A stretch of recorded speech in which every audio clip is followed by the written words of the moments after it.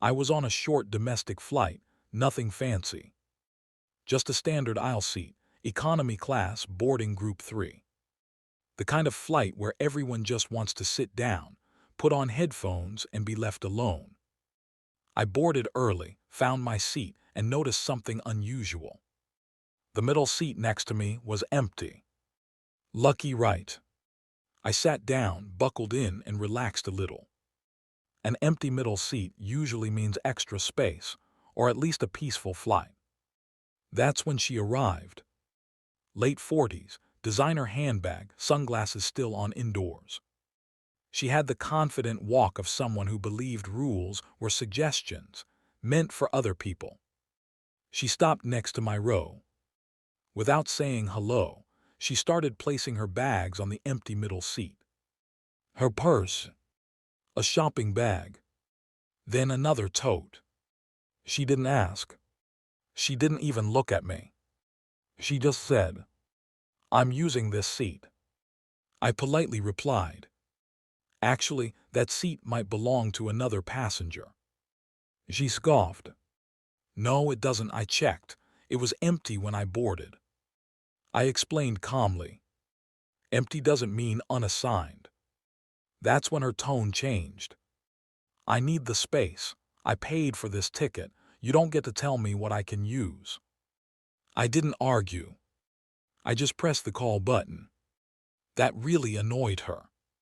She leaned closer and said quietly, "You don't want to cause problems on a flight." I smiled and replied, "I'm not, you are." A flight attendant arrived. Before I could speak, Karen jumped in. "He's being difficult," she said. "I'm just putting my bags here. The seat is empty." The attendant asked for her boarding pass. Karen rolled her eyes but handed it over. Then the attendant checked the seat map on her tablet and paused. She looked back at Karen. "Ma'am, this seat is not yours." Karen crossed her arms. "But it's empty." The attendant nodded.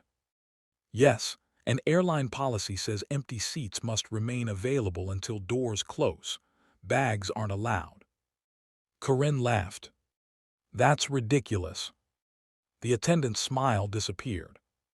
"Ma'am, please remove your items." Karen refused. That's when the crew escalated.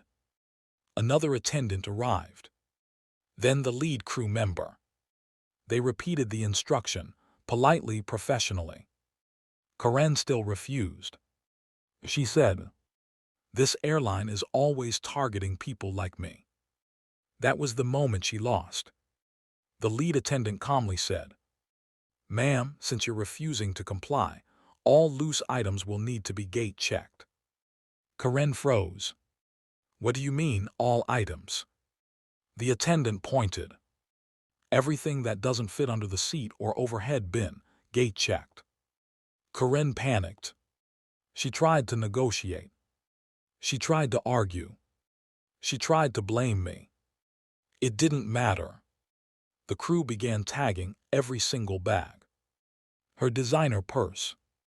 Her shopping bags. Even her carry-on. All of it. She watched in disbelief as they removed everything she had tried to claim space for. The middle seat. Still empty. She sat there, fuming, clutching nothing but her boarding pass. No bags. No space. No control. As the plane took off, she stared straight ahead, silent. Meanwhile, I enjoyed the quietest flight I'd had in months. When we landed, she had to wait at baggage claim for everything. Karma didn't yell. It didn't argue. It just followed airline policy. And sometimes that's even better.